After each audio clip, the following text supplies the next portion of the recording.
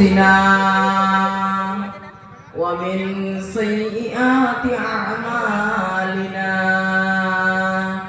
من يهده الله فلا مضل له ومن يضلل فلا هادي له وأشهد أن لا إله إلا الله وأشهد أن محمدا عبده ورسوله الذي أرسله بالهدى ودين الحق ليظهره على الدين كله ولو كره المشركون أما بعد فأعوذ بالله من الشيطان الرجيم بسم الله الرحمن الرحيم وما كان لنبي أن يغل ومن يغل يأت بما قل ثم توفى كل نفس ما كسبت وهم لا يظلمون. وقال النبي صلى الله عليه وسلم عن عبد الله بن عمرو رضي الله تعالى عنه قال رسول الله صلى الله عليه وسلم رجل يقال له كركرة فمات فقال النبي صلى الله عليه وسلم هو في النار فذهبوا ينظرون فوجدوا الحديث আকাশ গড়েছ দিয়ে বিশালতা সাগর গড়েছ দিয়ে গহীনতা গড়েছ সৃজনে পৃথিবীটা সাজিয়েছ ফলে ফুলে তরুলতা ও আমার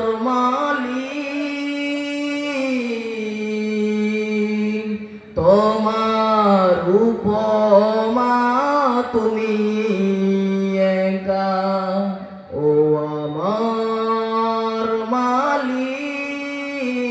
মালিক তোমার উপমা তুমি একা দিয়েছ নদীতে জোয়ার ভাটা রাতের জোছনায় স্নিগ্ধতা জ্বলে জোনাকি মিটি মিটি বলে আল্লাহু আল্লাহ ও আমার মালিক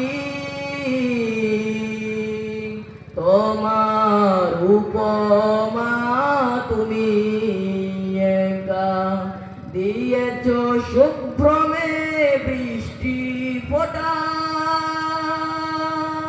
ফসলের জমিনে উর্বরতা বলে তুমি আল্লাহু আল্লাহ ও আমার মালিক তোমার উপমা তুমি একা ও আমার মালিক তোমার উপমা তুমি একা। উপস্থিত আজকের এই চলমান সভার সভাপতি সাহেব, স্টেজে ওলামায়ে কেরাম, সর্বপ্রথম সেই মহান মুনিবের প্রশংসা করব, যে মহান মুনিব আমাদেরকে আয়োজিত মহফিলে বসিয়ে আমাকে কিছু বলার ও আপনাদেরকে কিছু শ্রবণ করার তৌফিক এনায়েত করেছেন। তাই সকলে বলি অন্তরস্থল থেকে আলহামদুলিল্লাহ। দরুদ সালাম পেশ করব সরকারে কায়নাত আকায়ে নাদার মাদানী নবী কুল শিরোমণি নবী আহমদ নবী মুহাম্মদুর রাসূলুল্লাহ সকলে বলি সাল্লাল্লাহু আলাইহি ওয়াসাল্লাম। তার প্রতি আবার দরুদ সালাম বর্ষিত হোক।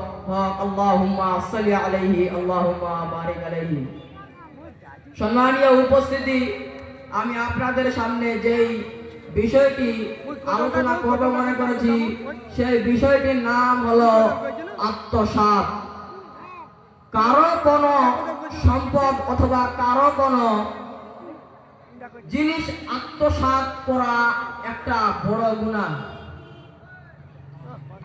যার পরিণতি খুব ভয়াবহ।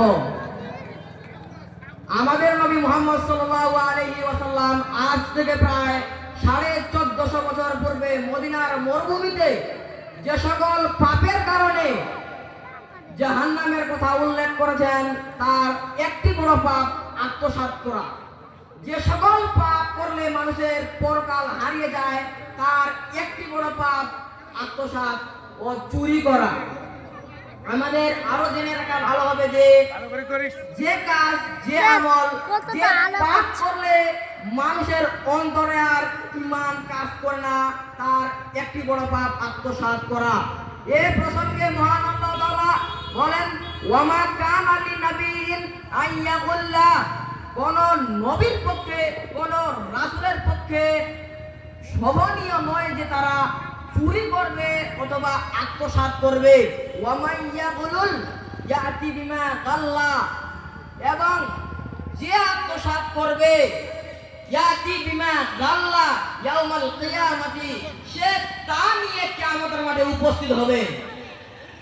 এখানে মহান আল্লাহ তাআলা শুধু এতটুকুই বললেন যে যে ব্যক্তি আত্মসাৎ করবে সে ততটুকুই নিয়ে কিয়ামতের মাঠে উঠবে, এবং তার আগের বাক্যে বললেন কোন নবীর পক্ষে এটা সম্ভব নয় যে তারা চুরি করবে, আত্মসাৎ করবে।